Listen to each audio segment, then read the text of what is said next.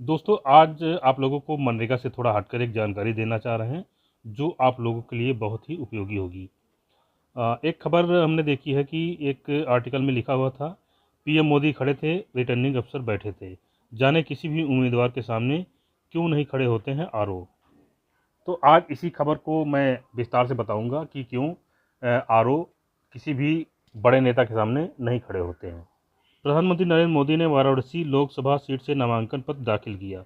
PM Modi ने तीसरी बार वाराणसी से लोकसभा चुनाव लड़ने जा रहे हैं। इससे पहले पीएम मोदी ने काल भैरव दर्शन किए और दशाश्वमेध घाट पर पूजा की। पीएम मोदी जब नामांकन दाखिल करने पहुंचे तब उनके साथ गृह मंत्री अमित शाह, रक्षा मंत्री राजनाथ सिंह और सीएम योगी आदित्यनाथ समेत तमाम बड़े नेता मौजूद रहे।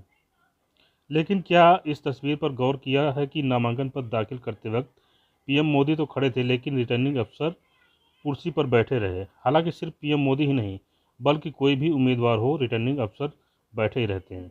दरअसल ये एक प्रोटोकॉल होता है। नामांकन करने कितना ही बड़ा नेता क्यों ना आ जाए, उनके सम्मान में रिटर्निंग ऑफिसर खड़ा नहीं हो सकता है। चुनाव के दौरान रिटर्निंग ऑफिसर उस जिले का मुख्य चुनाव अधिकारी होता है और कोई भी व्यक्ति एक उम्मीदवार की हैसियत से नामांकन करने आया होता है, फिर चाहे प्रधानमंत्री ही क्यों ना हो। इसलिए रिटर्निंग ऑफिसर बैठे रहते हैं। रिटर्निंग ऑफिसर एकमात्र लीगल अथॉरिटी होता है और उन पर कोई भी आदेश नहीं चल सकता है। प्रोटोकॉल के कारण नामांकन प्रक्रिया के दौरान रिटर्निंग ऑफिसर अपनी कुर्सी पर बैठे रहते हैं। ये ठीक उसी तरह होता है जैसे अदालत में होता है। अदालत में कितने ही बड़े नेता या मंत्री की पेशी क्यों न हो, जज अपनी कुर्सी से खड़े नहीं होते हैं। वैसे ही रिटर्निंग ऑफिसर भी नामांकन के समय कभी खड़े नहीं होते हैं। जनप्रतिनिधि कानून की धारा 21 और 22 के तहत चुनाव आयोग के हर सीट पर एक रिटर्निंग ऑफिसर और एक असिस्टेंट रिटर्निंग ऑफिसर की नियुक्ति करता है। रिटर्निंग ऑफिसर वो अधिकारी होता है जिसके ऊपर गजट नोटिफिकेशन जारी करने से लेकर नतीजे आने के बाद जीते उम्मीदवार को सर्टिफिकेट जारी करने तक की जिम्मेदारी होती है। आमतौर पर सभी रिटर्निंग ऑफिसर कलेक्टर या मजिस्ट्रेट ही होते हैं। रिटर्निंग ऑफिसर ही चुनाव लड़ रहे उम्मीदवारों को चुनाव चिन्ह अलॉट करता है, उनके एफिडेविट पब्लिक करता है, वोटिंग के लिए ईवीएम और वीवीपैट को तैयार कराता है, वोटों की गिनती करवाता है और नतीजे घोषित करता है।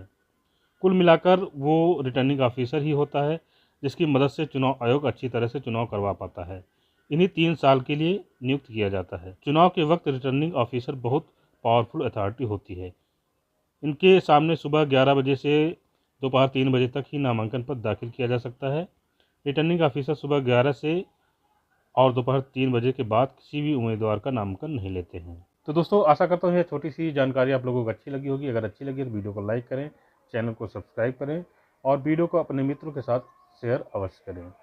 धन्यवाद, नमस्कार।